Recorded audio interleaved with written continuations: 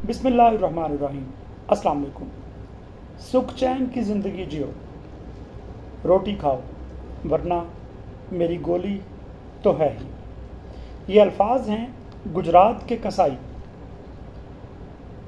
भारतीय वज़ीर आज़म, हिंदुत्व की सोच रखने वाले, अखंड भारत के नज़रिए में पागल इंसान नरेंद्र मोदी के। नरेंद्र मोदी दरअसल एक इंतहाई गरीब ख़ानदान से ताल्लुक़ रखते हैं। उनका दरअसल अपना कोई ख़ानदान मौजूद ही नहीं। वो शादीशुदा नहीं हैं। उनके अपने बहन भाई से कभी कोई राब्ता मीडिया पर कम अज़ कम मंजर आम पर नहीं आया। उनकी वजह शोहरत उनकी मुसलमानों के ख़िलाफ़ शदीद तरीन नफ़रत, हिंदुत्व की सोच और नफ़रत की बुनियाद पर उनका नज़रिया है। इसी मशहूरी की वजह से वो वज़ीर आज़म हिंदुस्तान बने। ये सबसे बड़ी और क्लासिक मिसाल है बड़े ओहदों पर बैठे छोटे लोगों की। दरअसल मोदी जो हैं उनकी हुकूमत के पीछे हैं कुछ बिजनेसमैन। आप यूँ समझिए कि मोदी एक बंदर हैं और उनके मदारी हैं अडानी फैमिली और अंबानी फैमिली। ये वो ख़ानदान हैं जो मोदी को अपना कारोबार चलाने और भारत में भारतीय लोगों को ही अपने ग़ुलाम बनाने पर तुले हुए हैं।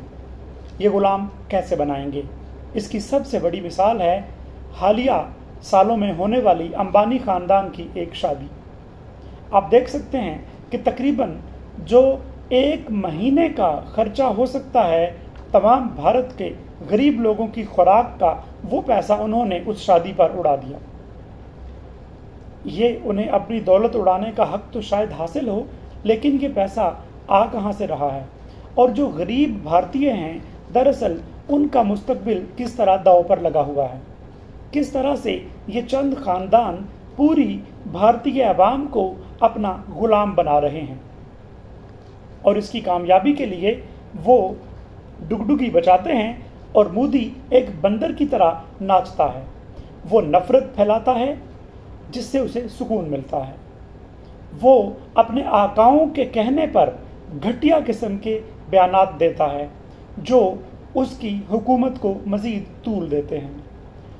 वो अपने आकाओं के कहने पर लोगों को मुख्तलिफ मसाइल में उलझाए रखता है। वो लोगों की जो नफ्सियात हैं उनके साथ खेलता है। वो नफ़रत की आग लगाता है और नफ़रत में अंधे होते लोग लगातार तमाम इंसानियत के वजूद को ही इनकार रहे हैं। मिसाल के तौर पर भारत के अंदर परसों का वाक़या है, 2 दिन पहले का। आज हम 27 मई को बात कर रहे हैं। 2 दिन पहले एक दलित हिंदू को सिर्फ इसलिए कत्ल कर दिया गया कि उसने एक आला ज़ात के हिंदू के बेटे को बेटा कह दिया। वो एक दुकान पर गए और उन्होंने दुकानदार के छोटे बच्चे को मुखातिब करने के लिए कहा कि बेटा मुझे फ़लाँ चीज़ दे दो। इस बात को एक गैर इंसानी रवैया समझते हुए उस दलित को कत्ल कर दिया गया। ये हिंदुओं के साथ रवैया है मोदी के शाइनिंग इंडिया में। इसके अलावा सिखों, मुसलमानों और दीगर अक़लियतों के साथ जो होता होगा इसका अंदाज़ा आप खुद लगा सकते हैं। दरअसल मोदी की हालिया नफ़रत और उसके आकाओं की डुगडुगी बहुत तेज़ और बहुत शिद्दत इख्तियार क्यों कर गई है? इसकी एक बड़ी वजह है कि आकाओं को ज़्यादा माल बनाना है और ज़्यादा देर तक आप लोगों को बेवकूफ़ नहीं बना सकते। लोग इन माली मुश्किलात का सवाल कर रहे हैं और इन ख़ानदानों की बढ़ती हुई दौलत की वजह से परेशान हैं। इसलिए वो डुगडुगी की स्पीड बढ़ाए जा रहे हैं और मोदी की गिरती साख जो है वो मोदी के लिए परेशानी का बायस है। क्योंकि मोदी अगर वज़ीर आज़म ना हो, एक नफ़रत अंगेज़ शख्स ना हो, तो वो कुछ भी नहीं है। उनके पास करने को ज़िंदगी में कुछ है ही नहीं सिवाय नफ़रत के, क्योंकि उनका ख़ानदान नहीं है, उनके पास कोई कारोबार नहीं है, उनके पास ज़िंदगी गुजारने के लिए सिवाय लाशों और नफरत के कोई और तरीका नहीं है। वो माजी में मौजूद एक बड़ी क्लासिक एग्जाम्पल यानी हिटलर की तरह एक नफरत से भरे इंसान हैं जिनको अपने सुकून के लिए लाशें चाहिए। इसलिए वो अपने मुल्क के अंदर किसी भी जो उनसे आवाज़ मुताबिकत नहीं रखती, चाहे वो कांग्रेस हो या दीगर सियासी जमातें हों, चाहे वो अकलीतें हों या कम ज़ात के हिंदू हों, उनका वजूद भी बर्दाश्त नहीं कर सकते।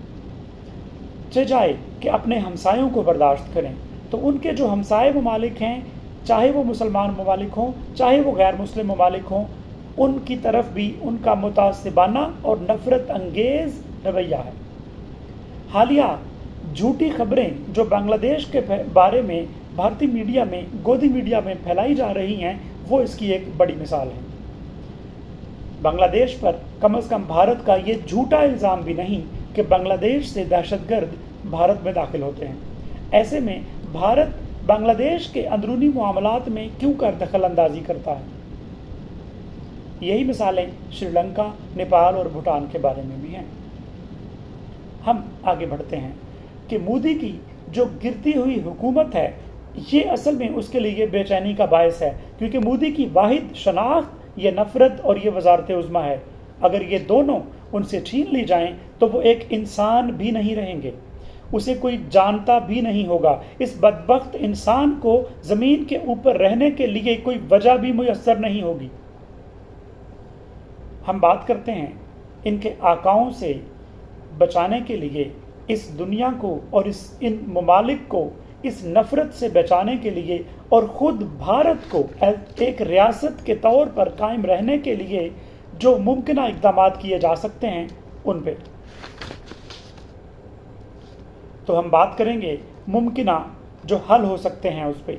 सबसे पहला हल है जो भारत के अंदर से हो सकता है, और वो है मीडिया को आज़ाद करना। उसके साथ खुद ब खुद ये बात आएगी कि लोगों की असल आवाज़ मीडिया के ज़रिए से पूरे मुल्क में फैलेगी। जो नफ़रत के ज़रिए और डर का माहौल बना के इस मुल्क में हुकूमत की जा रही है, उसकी जड़ें यकीनन कमज़ोर होंगी और मोदी हुकूमत का ख़ात्मा आने वाले दिसंबर से पहले पहले हो जाना चाहिए इंशाअल्लाह, जिसके नतीजे में दरअसल भारत खुद एक मुस्तहकम रियासत बनने की तरफ अपना सफ़र शुरू करेगा और उसके हमसायों से यकीनन उसके ताल्लुकात अच्छे होंगे। इसका दूसरा मुमकिन हल है एक बैनुल-अक़वामी इत्तेहाद। इस बैनुल-अक़वामी इत्तेहाद में कम से कम वो ममालिक जिनका दिफा बहुत मजबूत है और जो भारत से डायरेक्ट ख़तरे में हैं, जिनमें पाकिस्तान, चीन, बांग्लादेश हो सकते हैं। पाकिस्तान की वजह से चंद और ममालिक भी इस इत्तेहाद में शामिल हो सकते हैं, जैसे कि तुर्की, ईरान भी शायद। ये ममालिक एक ऐसा डेटरेंस पैदा करेंगे, एक ऐसी रुकावट पैदा करेंगे जो मोदी को अपनी इस गिरती साख और उसके पीछे डुगडुगी बचाने वाले लोगों को किसी भी शरंगेज़ी से महफूज रखेंगे, जिससे दुनिया का अमन यकीनन ख़तरे में नहीं पड़ेगा। इसके बाद तीसरी बात हो सकती है तजारती पाबंदियाँ। इससे कोई शक नहीं कि भारत एक बहुत बड़ा मुल्क है, इससे भी कोई शक नहीं कि भारतीयों का कसूर नहीं है, लेकिन इसका इन मसाइल का हल ये है कि भारत के जो डुगडुगी बजाने वाले मदारी हैं उनको लगाम डाली जाए। तो दुनिया इस तरफ थोड़ी सी तवज्जो करके भारत पे तजारती पाबंदियां लगा सकती है, जिसके नतीजे में भारत किसी भी इंतहाई नफरत अंगेज़ कदम से बाज रह सकता है। ये वक्ती तौर पे शायद दुनिया के लिए कुछ मसाइल पैदा करेगा, लेकिन ये उन मसाइल से बहुत छोटे हैं जो एक एटमी जंग की सूरत में निकल सकते हैं। और इस एटमी जंग की तरफ भारत लगातार दुनिया को धकेल रहा है, और भारत से मुराद यहाँ पे सिर्फ नरेंद्र मोदी, वो बंदर और उसके पीछे खड़े अडानी और अंबानी मदारी हैं। और उसके साथ एक हिंदुत्व पे जो हिंदुत्व की सोच है जो दूसरों के वजूद तक को बर्दाश्त नहीं करती, इस नफ़रत को ख़त्म करने के लिए मुआशी आगाही जो हमने शुरू में बात की कि मीडिया को आज़ाद करने से इंशाअल्लाह ये बहुत जल्द हासिल हो जाएगी। उसके बाद हम बात करते हैं कि एक अहम मसला है जिसे बहरहाल हल होना चाहिए, और उसका हल सबसे ज़्यादा अहम है उस अवाम के हक़ के खुद इरादियत यानी कि वोटिंग और उनकी अपनी मर्ज़ी के मुताबिक होना चाहिए, और वो है कश्मीर का मसला। कश्मीरियों की आज़ादी और कश्मीरियों के अपनी राय के मुताबिक हल होना चाहिए। अगर सारे कश्मीरी ये चाहते हों कि वो भारत रियासत का हिस्सा बने तो इससे किसी को इनकार नहीं करना चाहिए, लेकिन अगर सारे कश्मीरी ये चाहते हों कि वो किसी और मुल्क का हिस्सा बनना चाहते हैं या एक आज़ाद रियासत के तौर पर एक दिफाई मुआहिदा किसी हमसाए मुल्क के साथ करके रहना चाहते हैं, तो इस बात को भी ज़रूर देखा और समझा जाना चाहिए। कश्मीरी रियासत यकीनन एक बहुत ही पुरअमन और बहुत अच्छी रियासत होगी, जो कि यकीनन अपने हमसायों के साथ बहुत अच्छे ताल्लुकात कायम करेगी। ये ख़तरा बहरहाल मौजूद रहेगा कि एक कमज़ोर कश्मीरी रियासत को किस तरह इस बड़े गिद्ध, इस खूनखार दरिंदे मोदी जैसे हिंदुत्व की सोच रखने वाले इंसानों से किस तरह महफूज रखा जाए। उसके लिए सबसे अहम फैसला कश्मीरी खुद कर सकते हैं, यानी कश्मीरी ये फैसला कर सकते हैं कि वो किसी और मुल्क का हिस्सा बने, या कश्मीरी ये फैसला कर सकते हैं कि वो एक आज़ाद रियासत हैं लेकिन वो अपने किसी हमसाए मुल्क के साथ दिफाई मुआहिदा करें, ताकि वो नेपाल, भूटान, श्रीलंका या बांग्लादेश की तरह भारत का गुलाम बनकर ना रहे। ये वो स्टेप्स हैं जो भारत को एक एटमी जंग से महफूज रख सकते हैं। अल्लाह ना करे अगर ये सारे स्टेप भी दुनिया नहीं लेती और भारत के अंदर भी इन पर कोई बात नहीं होती, तो अल्लाह के फजल से मैं आपको यकीन दिलाता हूँ कि पाकिस्तानी आवाम और पाकिस्तानी हुक्मरान और अफवाज पाकिस्तान इंशाअल्लाह इस घटिया शख्स को, इस नफ़रत की पैदावार शख्स को यकीनन ऐसा सबक सिखाएंगे जो इसके हवारी और इसके मदारी याद रखेंगे, क्योंकि इसका ख़ानदान तो होगा नहीं जो इसकी नस्लें याद रखें। आप इस बात को यकीन रखिए कि इंशाअल्लाह पाकिस्तान इस नफ़रत अंगेज़ शख्स का अच्छी तरह से दंदान शिकन जवाब दे सकता है। हमारी ये दुआ है और तवक्को है कि इसकी ज़रूरत पेश ना आए, लेकिन अगर वक्त आन पड़ा तो इंशाअल्लाह इसका अच्छी तरह से सद्देबाब कर लिया जाएगा। मैं आखिर में आपका 1 मिनट लूँगा जो मैं इस बात पे आपकी तवज्जो दिलाऊंगा कि क्या ये बयान दरअसल डायरेक्ट पाकिस्तान को धमकी है या नहीं। तो मेरा ज़ाती तज्ज़िया ये है कि ये पाकिस्तान के लिए नहीं, बल्कि ये दरअसल भारत में बसने वाली अक़लियतों के लिए ज़्यादा वाज़ेह पैगाम है। यानी भारत के अंदर जो बीजेपी से नफ़रत या मुखालफत करते हैं उनके लिए ये पैगाम है कि आप सिर्फ जानवरों की तरह सुख की चैन की ज़िंदगी जिएं, रोटी खाएं, कोई हक की आवाज़ बुलंद मत करें। ऐसे में मैं मोदी को ये बता देना चाहता हूँ कि अगर उनका इशारा अक़लियती मुसलमानों की तरफ है या सिखों की तरफ है तो वो यकीनन इस बात को खातिर में नहीं लाएंगे।